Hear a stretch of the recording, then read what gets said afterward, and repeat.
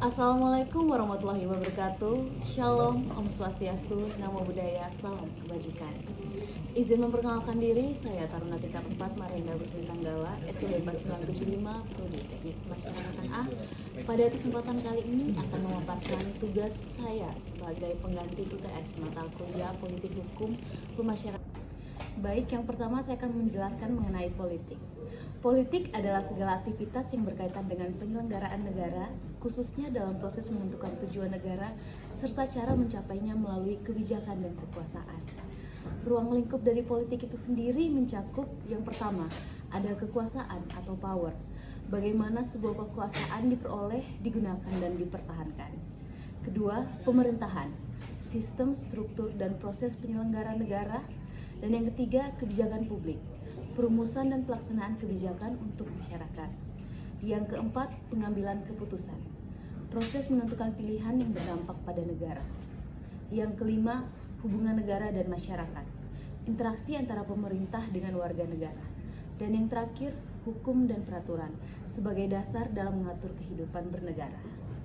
Kemudian ada pun tujuan dari politik, yaitu untuk mewujudkan kesejahteraan masyarakat, menciptakan ketertiban dan keamanan, menjaga keadilan sosial, mengatur kehidupan bernegara secara terarah, dan mencapai tujuan nasional sesuai konstitusi.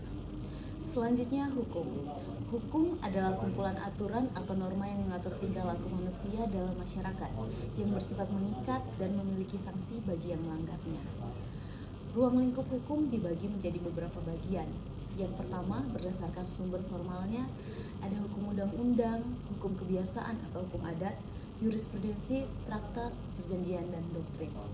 Berdasarkan waktu berlakunya, dibagi menjadi dua, yaitu ius constitutum, yaitu hukum yang berlaku sekarang di tempat tertentu, dan yang kedua, ius constituendum, hukum yang berlaku pada masa yang akan datang. Kemudian hukum juga dibagi berdasarkan jenis lapangan dan bidangnya.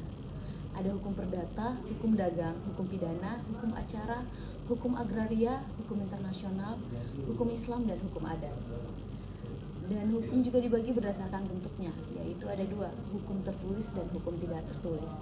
Sedangkan berdasarkan isi, hukum dibagi menjadi hukum privat dan hukum publik.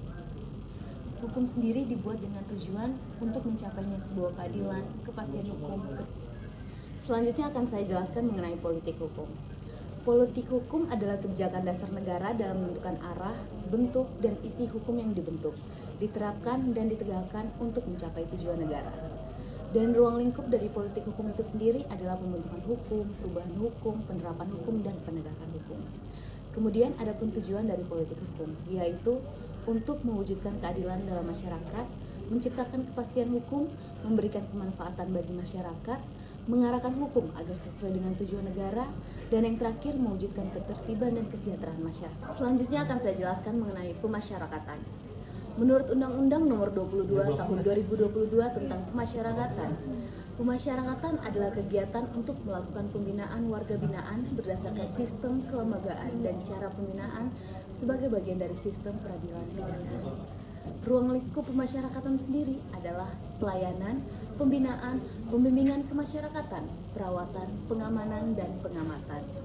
Kemudian ada pun tujuan dari pemasyarakatan, yaitu untuk membentuk warga binaan agar menjadi manusia seutuhnya dan menyadarkan narapidana atas kesalahannya. Dan yang ketiga, mendorong perbaikan diri dan tidak mengulangi tindak pidana. Yang keempat, mempersiapkan reintegrasi ke masyarakat. Dan yang terakhir, mewujudkan perlindungan. Selanjutnya akan saya jelaskan mengenai penjara pada masa Hindia Belanda. Penjara pada masa Hindia Belanda adalah tempat untuk menahan dan menghukum pelaku kejahatan dengan sistem yang berorientasi pada pembalasan atau retributif dan penjeraan atau deterrence, bukan pembinaan. Sistem ini dipengaruhi oleh hukum kolonial Belanda seperti Wetboek van Stratford, Netherlands Indy, yang menjadi dasar hukum pidana pada saat itu. Ciri utama dari penjara pada masa Hindia Belanda yaitu yang pertama, narapidana dipandang sebagai objek hukuman. Yang kedua, fokus pada penderitaan fisik dan efek jera. Dan yang ketiga, belum mengenal konsepnya rehabilitasi. Tujuan dari sistem penjara Hindia Belanda yaitu untuk memberikan efek jera atau deterrence, membalas perbuatan pelaku retributif, menjaga kekuasaan kolonial, mengandalkan masyarakat pribumi, dan memanfaatkan tenaga Kemudian ada politik hukum pemasyarakatan tahun 1964 sampai 1995. Politik hukum pemasyarakatan pada periode ini adalah arah kebijakan negara dalam mengubah sistem pemidanaan dari retributif atau menghukum menjadi rehabilitatif atau membina. Sehingga Konferensi Lembang tahun 1964 menjadi tonggak lahirnya sistem pemasyarakatan di Indonesia. Periode 1964 sampai 1995 merupakan fase penguatan politik hukum yang mengarah pada sistem pembinaan yang manusiawi hingga akhirnya dikukuhkan dalam Undang-Undang Pemasyarakatan Nomor 12 Tahun 1995. Selanjutnya mengenai Konferensi Lembang tahun 1964 dan politik hukum pemasyarakatan pada tahun 1964 sampai 1995. Konferensi Lembang pada tahun 1964 adalah pertemuan penting yang menjadi titik awal perubahan penjara di Indonesia menjadi sistem pemasyarakatan. Dan tokoh penting pada konferensi ini adalah Dr. Saharjo yang merupakan Menteri Kehakiman pada saat itu. Latar belakang adanya konferensi ini yaitu sistem penjara warisan kolonial yang masih tidak manusiawi dan tidak mendukung adanya perbaikan narapidana dan bertentangan dengan nilai kemerdekaan dan kemanusiaan. Kemudian adapun prinsip-prinsip pemasyarakatan yang merupakan hasil dari konferensi Lembang pada saat itu, yaitu yang pertama pengayoman, negara melindungi dan membimbing warga binaan. Yang kedua persamaan perlakuan, tidak diskriminatif. Yang ketiga pendidikan dan pembinaan, memperbaiki perilaku narapidana. Yang keempat penghormatan martabat manusia. Dan yang terakhir kehilangan kemerdekaan sebagai satu-satunya kendali. Selanjutnya ada politik hukum ketahanan pangan di pemasyarakatan, yang mana itu adalah kebijakan negara dalam bidang hukum yang mengarahkan lembaga pemasyarakatan, lapas ataupun rutan untuk memenuhi kebutuhan pangan warga binaan dan mendorong kemandirian melalui kegiatan produktif di bidang pangan. Kebijakan ini mengintegrasikan fungsi pembinaan dengan ketahanan pangan nasional.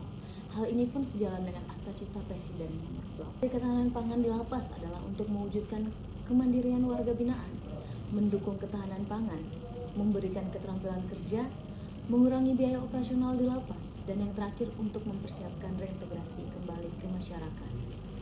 Dan contoh kasus yang saya ambil di sini ada di lapas kelas 2A Kerobokan, yang mana pada lapas ini mengembangkan program pertanian hidroponik sehingga warga binaan dapat menanam sayuran seperti selada dan kangkung. Dan hasil panen digunakan untuk dikonsumsi internal dan sebagiannya juga dijual. Sekian pemaparan dari saya. Terima kasih atas perhatiannya. Mohon maaf apabila terdapat banyak kekurangan. Akhir kata, wabillahi taufiq wal hidayah. Wassalamualaikum warahmatullahi wabarakatuh. Shalom, Om Santi Santi.